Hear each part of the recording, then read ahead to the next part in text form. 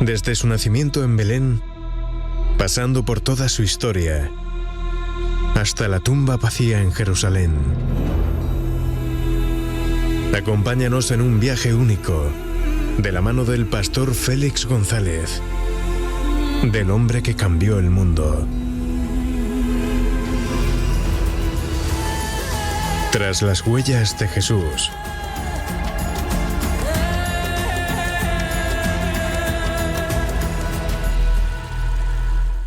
Nuestra querida, preciosa audiencia de Radio Televisión Vida en una nueva edición apasionante tras las huellas de Jesús. No queremos perder ni un minuto para disfrutar del día de hoy con nuestro querido pastor Félix González. ¿Cómo se encuentra? ¿Cómo está? Muy bien, un placer estar aquí, siempre con esa preciosa oportunidad y oferta de difundir el Evangelio, ¿no? Qué gusto, ¿no? De poder ir tras... La verdad es que sí. Yo le agradezco a Dios este púlpito, ¿cómo se llama? Electrónico, ¿no? Para llegar a la gente o...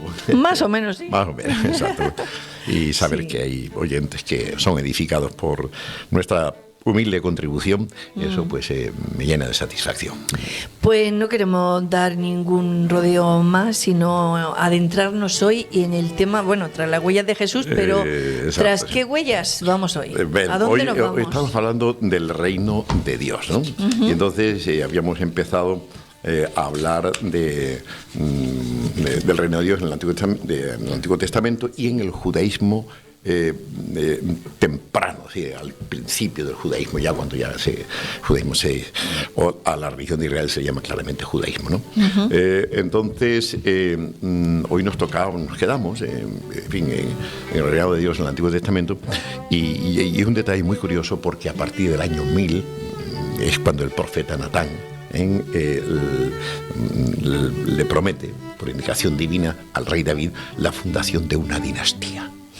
Aquí aparecía por primera vez el Mesías ligado a una familia, ¿vale? Y esta es la familia de David. Y esto ocurre en el año 1000, aproximadamente. Y el profeta Natán que le promete de parte de Dios, dice que afirmará su reino y afirmaré para siempre el trono de su reino, ¿no? Segunda de Samuel 7, 12 y 13. Y lo cierto es que ni Salomón ni ninguno de sus hijos posteriormente, ni ninguno de los reyes de Judá que siguieron a Salomón dieron la talla. No se puede identificar ninguno de ellos, ni siquiera al mismo Salomón, cuya vida final fue una catástrofe, ¿no? Sí. Dieron mínimamente la idea de ser el rey mesiánico prometido a la casa de David, ¿no? Entonces, pues fracasaron todos por completo, ¿no? Pero no obstante, la crítica que se le hacía a los gobernantes de la casa de David, a esos reyes, los profetas como Oseas, Amós y Miqueas, posteriores a Natán, renovaron la profecía, la promesa davídica. Esto es interesante. Sí. Hay un fracaso, ¿no? de un montón de hijos, ¿no? Pero continúan los profetas por indicación divina renovando la promesa. Esa promesa no será removida. El rey David tendrá un descendiente cuyo reino, pues la verdad es que se dice de ese reino cosas que sobrepasan con creces cualquier criterio de un reino terrenal, ¿no? Esto es lo importante. David recibe la promesa. Salomón, uno de tus hijos, se sentará en mi trono para siempre. Su reino no tendrá fin y demás, no tendrá un reino justo y demás. Salomón fracasa. Roboam fracasa y los demás fracasan todos hasta que llega la gran catástrofe, que es la deportación de los gobernantes y del pueblo a Babilonia, ¿no? Y entonces, curiosamente, contrasta esa catástrofe con la profecía de Isaías, ¿no? Que dice del esperado descendiente de David que tiene esos rasgos sobrenaturales, ¿no? Y habla de un reino universal, no local. Israel era una nación relativamente pequeña, ¿no? Dice, lo dilatado de su imperio y la paz no tendrá límites sobre el trono de David y sobre su reino. O sea que la paz y lo dilatado de su imperio, ya no se trata de que gobierna solamente sobre Israel, sino que gobierna sobre un imperio inmenso, un imperio sin límites, ¿no? Y además será un imperio donde impere la paz. Y cuando en un lugar impera la paz, es gracias a que se hace justicia. Sin justicia no hay paz. La paz en los pueblos es siempre el fruto de la justicia. Por eso es tan importante la labor de los jueces, los tribunales, claro, ¿no? Y la situación en la que estamos aquí ahora mismo en España, donde realmente el propio gobierno cuestiona la labor de los magistrados supremos y a dónde vamos, qué está pasando aquí, ¿no? Entonces, primeramente es la injusticia, y cuando se da la injusticia, pues, se da la injusticia, pues... no hay paz. No hay paz. No hay paz. Y esto... Sí. No sé. Qué interesante, ¿no? Sí, el tema de donde hay justicia está la paz. O sea, como una consecuencia de la justicia, la paz. Si quieres la paz, los antiguos, recuerdo, los romanos decían, y San Agustín de Hipona recoge también esa frase: ¿quieres la paz? Prepárate para la guerra. David le dice otra cosa: ¿quieres la paz? Haz justicia. Qué bonito. ¿Vale? Fíjate bien cómo los conceptos de estos dos reinos, los reinos mundanos, los reinos del mundo, los reinos seculares, creen en la violencia y en la intimidación, en la amenaza. Esa es la razón de los famosos desfiles militares de China, de Corea del Norte, de Rusia recientemente, ¿no? Que exponen sus últimos armamentos, quizás no todos, pero para imponer, intimidar a los demás. Mirad lo que tengo. Y como os metáis conmigo, ¿no? Bien, ¿quieres la paz? Prepárate para la guerra. Muestra el arsenal que tienes. Continúa trabajando en tus armas atómicas y demás, ¿no? Pero el reino de los cielos es distinto. ¿Quieres la paz? Haz justicia. Y entonces las personas, cuando se sienten que se les hace justicia, están tranquilas. Claro. No tienen por qué sublevarse, ¿no? Y esta es una de las diferencias, ¿no?, entre el reino de los cielos y el reino de este mundo. Pues bien, y esto es lo curioso, que no obstante, habiendo fracasado toda la descendencia de David, hay uno cuyo advenimiento se promete, y es seguro. Lo que pasa es que desde que es anunciado por David hasta que aparece, por Natán, hasta que aparece, han pasado 1000 años. 1000 años en la historia, pues son muchos años, ¿no? Y entonces, pues, aparece incluso la catástrofe, desaparece la casa de David en el año 587 prácticamente, ¿no? Y intentan volver Zorobabel después, 70 años, pero no obstante, estando el pueblo en Babilonia, el pueblo de Israel, el pueblo judío, ¿no? En Babilonia, pues resulta de que hay dos profetas importantes en la Biblia, son Ezequiel y Zacarías. Sí. Y los dos mantienen viva en el pueblo la esperanza del gobernante ideal de la casa de David. O sea, que no se dan por vencidos. Es curioso cómo esto es después de tanto fracaso. ¿A quién se le ocurre? Esto es una locura, esto es una barbaridad, ¿no? Pero no. Fracaso. Después de Babilonia, en el regreso, fracaso los intentos de restaurar de nuevo la monarquía de la casa de David. Y no llega a ninguna parte. Zorobabel vuelve, pero nada, ¿no? Con el sacerdote Esdras, Nehemías, pero no pasa nada, ¿no? Entonces, a lo máximo que se llega es un poquito a la administración judía limitada del territorio bajo la dirección de los sumos sacerdotes de turno, bajo los macabeos, la revolución macabea, ¿no? Pero aún así, en esa época es profanado el templo por los reyes asirios, ¿no? Descendientes de uno de los generales descendientes de Alejandro Magno, ¿no? Y entonces el templo es profanado, los fieles sufrieron la muerte de los mártires, y estamos hablando de 200 años antes de Cristo, 200 a 150 antes de Cristo, ¿no? Y ni de cerca ni de lejos se oteaba en el horizonte de Israel la aparición de una figura mesiánica liberadora, ¿no? Así que la angustiosa pregunta era: ¿dónde está el reino de Dios? Después de 1000 años de promesa. Claro. Y de hecho muchos en realidad dejaron de creer. Siempre se hace esa promesa, pero nunca llega. ¿Qué ha pasado, no? Y muchos preguntaban honestamente, intentando conciliar la realidad catastrófica con la promesa tremenda y hiperbólica, por así decirlo, desmesurada, ¿no? Un reino que no tiene fin, un reino que ya no será vencido jamás, ¿no? Pues se preguntaba mucho: es que no se le habrá escapado a Dios esto de las manos. No habrá ante esto es la interpretación que yo he oído, ¿no? De personas muy queridas, cercanas a mí, teólogos. ¿No será que hemos fracasado, el hombre ha fracasado y Dios ha cogido otro desvío, como cuando vas conduciendo y vas guiándote por el GPS, ¿no? Y de momento te despiste y tiras por otra carretera, y finalmente te vuelve al lugar, ¿no? Pero tienes que hacer el desvío. ¿No habrá ocurrido eso en la historia? Pues aún así Dios no desestima a su pueblo, ¿no? Y con este problema, ¿será que Dios esto, si se le ha escapado de las manos? Con esto se la tiene que ver unos contemporáneos de Jesús, que es la literatura apocalíptica de los judíos, ya que comienzan con el libro de Daniel. Daniel es también literatura apocalíptica, ¿no? Sí. Y entonces, en este libro de Daniel, y de cara al reino de Dios, es que se observa un relato interesante, importante, algo que no se había dicho antes. Y aparece que en Daniel 4:34 se dice: y bendije al Altísimo, en los cielos, bien.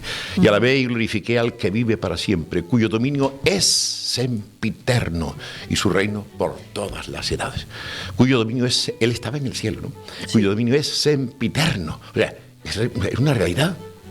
¿Cómo podría, pues, hablar del reinado presente de Dios siendo que pueblos paganos dominaban a Israel? ¿Dónde estaba el reino de Dios? Y la exposición visionaria, pues, había destapado esta realidad. Y es que en el mundo celestial, oculto al ojo humano, gobierna ya Dios sin limitaciones.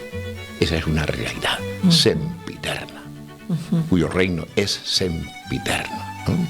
Y gobierna y sostiene por todas las edades. Pero en el mundo espiritual gobierna Dios. Aunque ningún ojo humano lo vea. Por otra parte, el capítulo 2 de Daniel muestra la realidad de los reinos de este mundo, donde se suceden unos a otros y se desmenuza unos a otros, se destroza unos a otros, y no realizan nunca ese ideal del reino divino. Y la situación del mundo pues no ayuda a la idea de que el reino de los cielos pues ya está aquí y se va a extender. No. Sin embargo, esta idea de los conflictos a los que apuntan el capítulo 2 de Daniel, los conflictos de los reinos del mundo, ¿no? No constituye todavía el fin, sino que continúa diciendo en 2:44: y en los días de estos reyes, el Dios del cielo levantará un reino que no será jamás destruido, ni será el reino dejado a otro pueblo, desmenuzará y consumirá a todos estos reinos. Esta es la visión de los cuatro reinos de Nabucodonosor, la imagen con cabeza de oro, hecho de bronce, las piernas de oro, barrier, ¿no? Y los pies de barrier. Bien, son simbolizados los 4 reinos del mundo, al cual sucederá el reino de los cielos, el reino de ese ungido de Dios, y esto acabará con todos los demás. Pues bien, en una visión posterior, esta expectativa de Daniel se liga a la venida de una figura enigmática. En el reino, se habla ya del reino, que sucederá a esos reinos de la tierra, que, en fin, terribles, ¿no? Y ahora se habla de una figura enigmática. Y dice en Daniel 7:13 al 14, dice: aparece uno como un hijo de hombre, a quien Dios da dominio, gloria y reino. La palabra aquí reino es Malkut en arameo, ¿no? Que de ahí viene el reino de Dios, ¿no? Malkut, para que todos los pueblos, naciones y lenguas le sirvan. Su dominio es dominio eterno y su reino uno que no será destruido. Aquí aparecía esa figura, uno como hijo de hombre. Y será Jesús el que por excelencia utilice este título, el Hijo del Hombre. El Hijo del Hombre, no cualquiera, sino un hijo, sino este Hijo del Hombre que aparece aquí en Daniel, y él habla de ello, ¿no? De una manera maravillosa, y francamente, pues y con él llega el reino de los cielos. Así comienza la predicación suya en Marcos capítulo 1, versículo 13. Arrepentíos, ¿no? El reino de los cielos se ha acercado. El reino de Dios se ha acercado, ¿no? Y ya por fin llega. Así que, según lo expuesto, al fin de los tiempos, Dios impondrá definitivamente su reino en la tierra. Esto es consolador para nosotros, porque la historia no acaba en catástrofe. acaba en el reino de Dios, que lo establecerá Cristo Jesús en su venida, ¿no? En su segunda venida. Así que, de cara a lo que nos dice Daniel, pues el reino de Dios es ambas cosas a la vez. Él es, en el espacio celestial, es una realidad presente desde siempre. Siempre ha estado ahí, sempiterno. Pero en la tierra se trata de un suceso futuro y que se aguarda por los creyentes con esperanza. En el cielo es una realidad sempiterna. En la tierra, un suceso futuro. Cuando ya pasen todos estos reinos, y aquí se aguarda con esperanza. Nosotros es el reino que estamos esperando aquí, en la tierra, ¿no? Nosotros, lo bueno, este es el texto bíblico. Tú me preguntabas, hace unos minutos me preguntabas fuera de micrófono, que si había evidencia, cosas históricas, que aquí está la evidencia histórica. Eso dice Daniel, eso dice, después viene Jesús. Los evangelios se escriben con esa visión de que Jesús es el cumplimiento de esa profecía de Daniel, él es el Hijo del Hombre, ¿no? Pues bien, nosotros conocemos documentos de Qumran. Sí. Los judíos, que a 150, 160 antes de Cristo fueron expulsados, destituidos sumo sacerdote, se apartan, huyen a Damasco, a Siria, y de ahí empieza con el paso del tiempo a descender, a bajar, hasta que llega incluso a Jerusalén y establece en su barrio, el barrio se le permite todo esto, ¿no? Porque ya los asmoneos, los macabeos, precisamente ya habían pasado ya de la historia y eran los que habían destituido al sumo sacerdote, y entonces pues no se devuelve el sumo sacerdocio a los sacerdotes descendientes de Sadoc, ¿no? A los que son los que fundan, o sea, no Qumran, sino los esenios, el grupo de los esenios, ¿no? Los puros, ¿no? Pues bien, de estos señores, estos cristianos antiguos, estos hijos de Dios, del antiguo pacto, ¿no? Pues interpretando las escrituras, ellos llegan a entre 100 y 50 años antes de que aparezca Cristo, y que ellos llegan a la interpretación de ese Jesús que viene y de ese reino que viene, ¿no? Y ese reino en dos etapas, ¿no? Entonces, ellos, existen himnos procedentes de Qumran, por ejemplo, en la cueva 4, los documentos del 400 al 407 son una serie de himnos, ¿no? Y en la cueva 11 aparece en el documento 17, ¿no? Son himnos. Y entonces se está hablando del culto de los ángeles, el culto que dan los ángeles a Dios. Y entonces se alaba con los ángeles la eterna constancia del reino celestial divino. Se alaba con los ángeles. Ellos escriben, el reino celestial divino es eterno, ¿vale?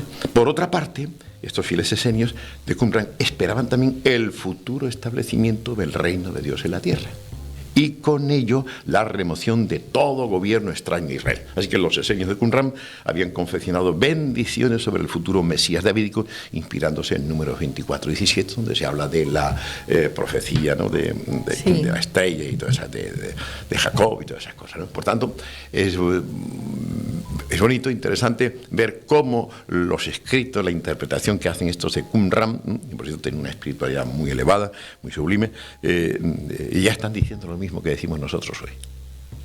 Están interpretando los textos.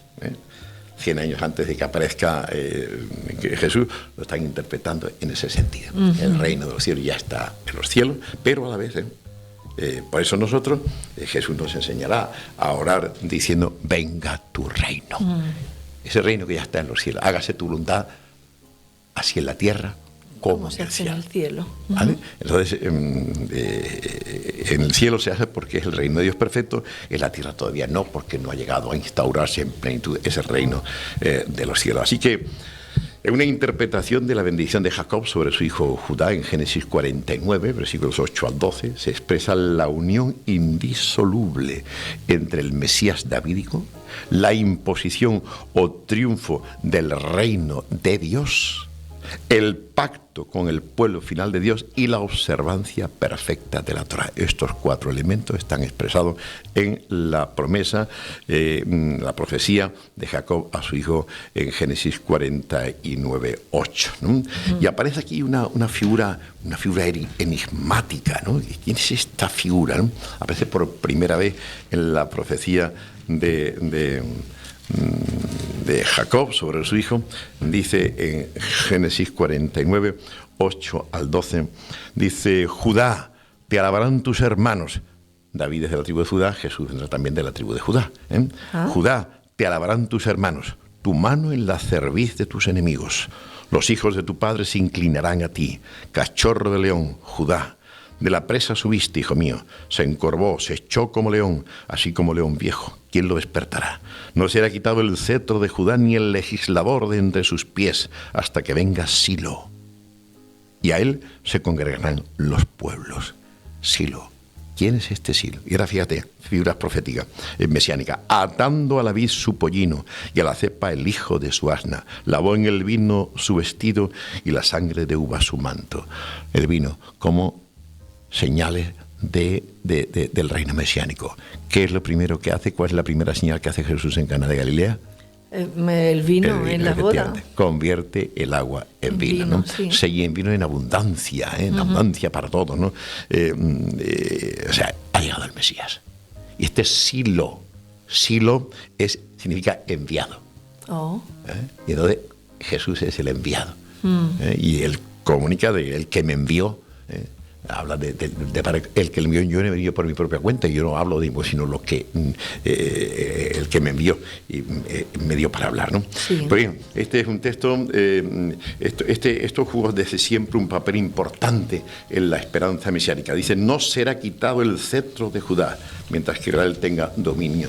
Entonces la gente de Qumran interpretan este texto así, en ese mismo sentido, ¿no?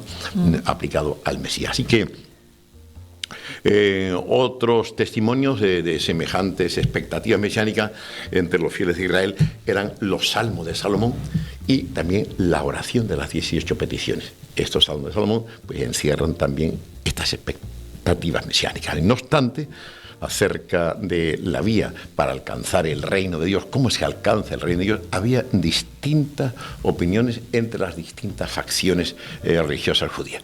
La mayoría de los fariseos de la época de Jesús eran de la idea de que la ocupación romana era un castigo divino a soportar por causa de la desobediencia hacia la Torá. No había que remover, no había que matar romanos, no había que enemistarse con Roma. Eso era un castigo divino. ¿Cómo se removía el castigo divino? ¿Cómo se quitaba de en medio? Obedeciendo a la Torá, volviendo a la obediencia de la ley de Dios. Entonces Dios quitaría a los romanos encima cuando fuera el momento. Por eso los fariseos desataban desarrollaban una labor tremenda de instrucción religiosa. Y porque ellos sostenían que llegaban a sostener que si Israel, todo el pueblo, guardara un solo día, 24 horas, la ley de manera perfecta, ese día vendría el Mesías. Sí. Dios enviaría al Mesías. Era el sueño de ellos. El Mesías vendrá cuando el pueblo esté preparado, cuando el pueblo esté obedeciendo la ley de Dios, ¿no? Bueno, sí. Pero eso era imposible. Naturalmente que es imposible. ¿Quién va a aguantar la ley? Por favor, nos miramos dentro de nosotros y tenemos el pecado que nos fastidia, que nos martiriza, que no tenemos esa libertad, ¿no? Y a veces no hacemos ciertos males, porque tememos a la policía, por ejemplo. Si asaltas un banco y te pillan y vas a la cárcel, ¿no? O hace una fechoría, vas a la cárcel. En fin, cualquier injusticia que haga es un atropello que tiene sus consecuencias. Y a veces se teme más a las consecuencias, ¿no? que al amor de Dios. Claro. Se teme más al Código Civil, por así decirlo, ¿no? que a ese Dios bueno y lleno de bondad, ¿no? Estamos muy lejos de aquel precioso canto, me parece, no sé si es de San Juan de la Cruz, de quién era, que dice: no me mueve mi Dios para quererte el cielo que me tienes prometido, ni me mueve el infierno tan temido para dejar por ello de temerte, ¿no? Muéveme a ver tu mayor. Y concluye diciendo: de tal manera que si no hubiera cielo, te quisiera, y si no hubiera un infierno, te temiera, ¿no? Esa es la actitud verdadera. Ese hombre captó el Evangelio y la relación con Dios de una manera maravillosa, ¿no? Entonces, pues los fariseos ya tenían también ese deseo un poquito, ¿no? Sí. De hay que guardar la ley de Dios, y por eso los fariseos enseñaban una práctica que hoy se tiene también, y los judíos la tienen. La Shema Yisrael, Yahvé Eloheinu, Yahvé Echad, ¿no? O sea, hoy Israel, Jehová nuestro Dios, Jehová uno es. Así empiezan los judíos Así empiezan sus días los judíos, ¿no? Y después de eso, pues... precioso, ¿no? Y entonces, con la ilusión de agradar a Dios y con la ilusión de acelerar el reino de los cielos. Entre los evangélicos... Eso está un poco... eso no es bíblico. O sea, no depende de nosotros que venga pero nosotros el Mesías. pero nosotros tenemos el mismo problema. Los evangélicos tenemos el mismo problema que los fariseos. Que pensamos... lo mismo, que si... Pensamos lo mismo, que si nosotros hacemos algo, forzamos a que venga el reino de los cielos, ¿vale? Y eso es un error.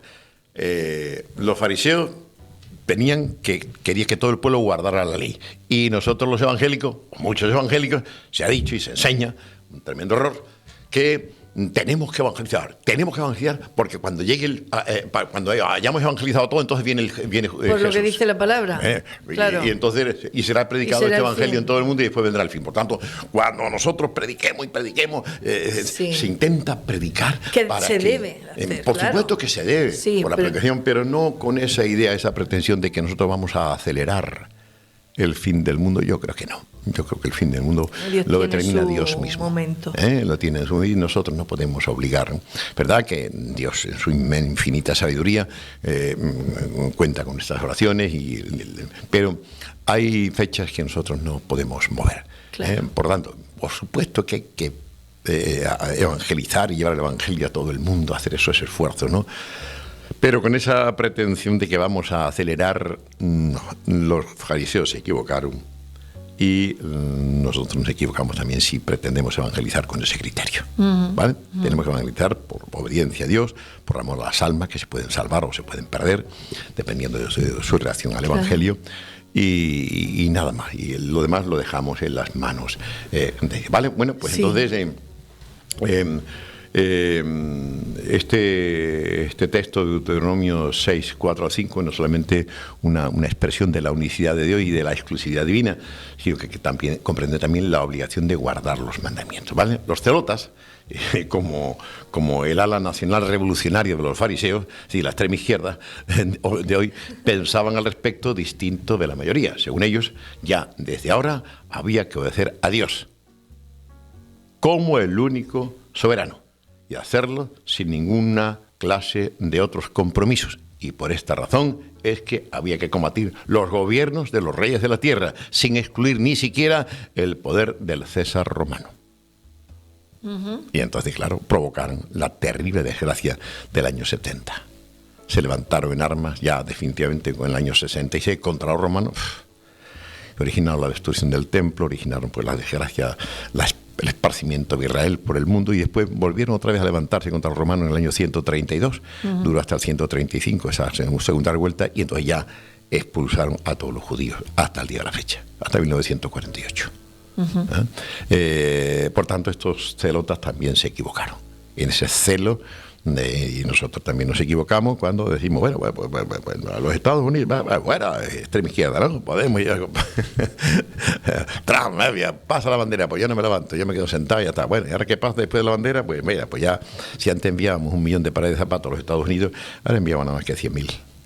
Y perdimos un montón de cosas y nos pusieron los aranceles por el aceite, impuestos especiales, porque no se puede. Era necesario luchar contra ese poderoso. Yo pienso de que, en fin, lo que ha hecho nuestro presidente también, ¿no?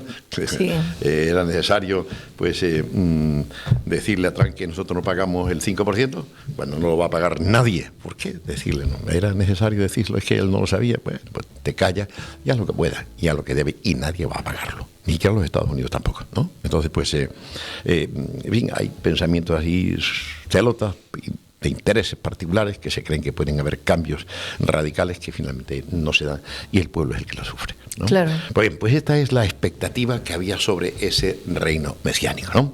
Fariseos tienen su opinión, los de Qumran la suya, los celotas también la suya, y en fin, los herodianos la suya, y los esenios la suya, y nosotros pues también tenemos hoy la nuestra, pero nosotros ya jugamos con mejores cartas porque ya ha venido Cristo y ya conocemos cosas, ¿no? Y ahora ya sabemos que, pero vamos, estamos en el mismo problema en cuanto a la expectativa. Hace ya 2000 años que Jesús profetizó que volvería.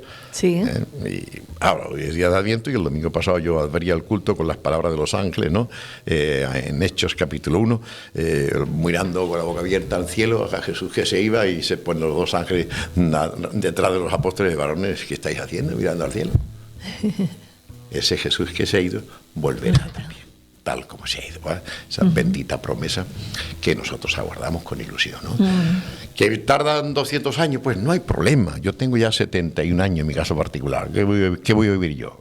200 años no vivo. Y si acaso ponle 15, 10, 15 o 20 y ya está bien, ¿no? Sí. Entonces, en 10, 15 o 20 años, para mí, se acabó todo aquí en la tierra. Claro. ¿Vale? Entonces voy a procurar predicar el Evangelio, voy a procurar comportarme bien para que Dios no me tenga que tirar de la oreja, voy a procurar ser misericordioso con mi semejante para que yo reciba también allí misericordia, ¿no? Bienaventurados los misericordiosos porque ellos alcanzarán misericordia. Y vamos a procurar pues esperar lo que dice la Biblia y no intentar interpretar la Biblia conforme a nuestros intereses particulares porque no nos cuadran las cosas. No, hay promesas que aunque no cuadren, no importa. No importa. Fíjate el conflicto que tenían los judíos en aquella época. Zacarías, Ezequiel, allá en Babilonia y después de Babilonia, ¿no? Ezequiel hablando de ese futuro Mesías, pero está todo destruido. No. Después se vuelve, 70 años se vuelve, a los 70 años se vuelven de Babilonia. Y un par de descendientes de David, pues Zorobabel, eso no funciona. Catástrofe total del reino, ¿no? Pero efectivamente, después viene un niño que nace en Belén y será aclamado como el hijo de David. Un día entra en Jerusalén a lomos de un borriquillo y la gente, bendito el que viene, Hosanna al hijo de David. Bendito el que viene en el nombre del Señor, ¿no? Hosanna al hijo de David, ¿no? Y el ciego aquel Bartimeo, Jesús Nazareno, hijo de David, ten misericordia de mí. Hijo de David, sabían que el Mesías pues, estaba haciendo cosas que no lo hacía nadie. Claro. A través de esas cosas, Nicodemo, maestro, sabemos que vienes de Dios porque nadie hace estas cosas que tú haces si no está Dios con él. Y entonces las señales eran claras, ¿no? Y finalmente a través de esas señales el pueblo, muchos van reconociendo que él era el prometido. Y no fue entendido porque los judíos esperaban que él hiciera la paz, su reino. Pero fíjate bien, ¿ha traído Jesús la paz al mundo o no? Hay guerras. Desde la venida de Jesús no han parado las guerras. Y ahora mismo, fíjate, las tenemos en Europa después de 70 años, la Segunda Guerra Mundial, ¿no? ¿Ha traído la paz Jesús al mundo? Pues sí, la ha traído. A millones de personas. Romanos 5:1 dice, justificados pues por la fe, tenemos paz para con Dios por medio de nuestro Señor Jesucristo. Hay paz para con Dios. O sea, ¿por qué hay paz para con Dios? Porque nuestros pecados han sido perdonados. Porque hemos sido declarados justos por Dios por medio de la fe. Por el don de la fe, ¿no? Y eso ha establecido la paz de millones y millones de personas con Dios. Y continuamente, diariamente, están entrando de cientos de miles de personas en el reino de los cielos por la predicación del Evangelio. Y dice, mi paz os dejo, mi paz os doy. No es como la que el mundo da, mi paz, ¿no? Seguramente el mundo da la paz de una manera distinta. La violencia te impone, te subyuga y tienes paz y me obedece y si no, y me paga los impuestos y trabajas para mí, no. No es la ausencia de guerra, la paz. No. Que Dios da. Exacto, no es la paz de los cementerios. Exacto. La paz que trae Jesús, la paz de la que habla la Biblia y que preconiza el Mesías es siempre esa paz que contribuye al desarrollo de la vida y al bienestar del ser humano. Exacto. La verdadera paz tiene que contribuir al desarrollo de la vida humana y del planeta. Eso es paz. Si se fragua esa paz a costa de las desgracias de otros, no se va a ninguna parte. Y necesitamos esa paz. Por supuesto. Ayer escuchaba una noticia aquí en España que habían subido los suicidios de adolescentes de una forma alarmante. Y pienso en esa falta de paz, ¿no? Así es. Que decían sus padres, no, pero si mi niña estaba muy bien, si estaba contenta, pero en el interior nadie lo ve. Los padres no saben mucho de sus hijos, sí. O ignoran muchas cosas. Y efectivamente, tú lo dices muy bien. Necesitamos la paz de Dios que sobrepasa todo el entendimiento, ¿no? Yo me alegro cuando pienso en esos jóvenes, pensaba en mí también, que yo me convertí con 18 años, por tanto yo conocí esa adolescencia, claro, donde solo la llenaba pues experiencias con frecuencia relacionadas con el pecado, ¿no? Sí. Y el aburrimiento, el tedio de cada día, el lunes a la escuela, al instituto, madre mía, era terrible, ¿no? Y yo era feliz esperando el fin de semana, el viernes por la tarde para empezar. Entonces, y eso al joven le duele, ¿no? Sí. Pero en mí cambió todo eso de una manera radical cuando conocí a Jesús como mi Salvador y Señor. Y entonces experimenté lo que Él dice: el que comiere del pan que yo le daré no tendrá hambre jamás. Te digo, Pepi, que yo me convertí a los 18 años y tengo, este mes cumpliré 72, por tanto, llevo ¿cuántos años? Hace 50 y pico, ¿no? Sí. 54 me parece, ¿no? Sí, yo creo que 54, ¿no? ¿Cuánto ya? Sí. ¿70 y qué? Nací en el 53, son 47 y bueno, sí, 50 y pico años. 50 y pico años. Entonces, esa paz, conocido días de aburrimiento y demás, ¿no? Pero hay algo en el interior sentido, que sobrepasa la felicidad de tener el sentido de la vida. Exacto. Y que Cristo sea el sentido de tu vida, pues eso. Por eso, si nos está escuchando algún padre, alguna madre que tiene hijos así con dificultades, o si ellos mismos tienen esta desazón de la falta de paz interior, porque les falta el sentido de la vida, entonces que acudan a Jesucristo. Él dice: yo soy el pan de vida. El que comiere de este pan no tendrá hambre jamás. El que bebiere del agua que yo le daré no tendrá sed jamás, sino que ese agua será un río, una fuente que brote en él para la saciedad de la sed de otros también, ¿no? Que ese río no se agota jamás. Así es, ¿no? Yo lo he experimentado, tú lo has experimentado, todos los evangélicos que activos lo hemos experimentado, y ya hablamos de esto, de una experiencia personal, ¿vale? Entonces, y si eres joven, acuérdate, acude a una iglesia evangélica, acude ahí donde se habla de Jesús conforme a la Biblia, léete los evangelios y busca a Jesús y pídele a Jesús personalmente: Señor, llena mi vida de sentido, de significado, llena este vacío que tengo y dame, Señor, la alegría y la paz que mi alma anhela. Y Cristo lo hará. Cristo hará porque ha prometido hacerlo. Al que a mí viene, dice, no le echo fuera. Por tanto, no dejes de pedir a Jesús. Qué bueno, se nos ha ido el tiempo. Yo que tenía que estar ya de camino. Ya nos tenemos que ir.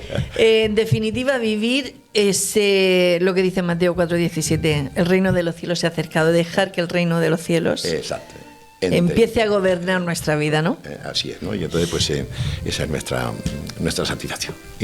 Y el motivo de estos programas y de anunciar que el reino de los cielos es una realidad y que diariamente muchos están entrando en este reino por medio de la fe en Jesús. Por tanto, amigo oyente, no lo dudes, acude a Jesús como tu Salvador y Señor, y Él te dará la más cordial bienvenida y satisfará esa hambre y sed de significado, y desaparecerán de ti pues esas angustias existenciales, porque el Espíritu de Dios vendrá a ti y te abrirá un mundo nuevo. Aleluya, ni Amén. 1000 palabras más. Amén. Esto es el programa Tras las huellas de Jesús, que nos trae estas novedades para muchos que han saciado nuestro interior. Muchísimas gracias, querido Pastor Félix González. Hasta la próxima. Hasta la próxima. Nos vemos. Hasta aquí llegó este espacio. Espero que lo hayan disfrutado. Un abrazo. Hasta la próxima. Gracias. Un abrazo. Desde su nacimiento en Belén, pasando por toda su historia, hasta la tumba vacía en Jerusalén. Acompáñanos en un viaje único, de la mano del pastor Félix González, del hombre que cambió el mundo. Tras las huellas de Jesús.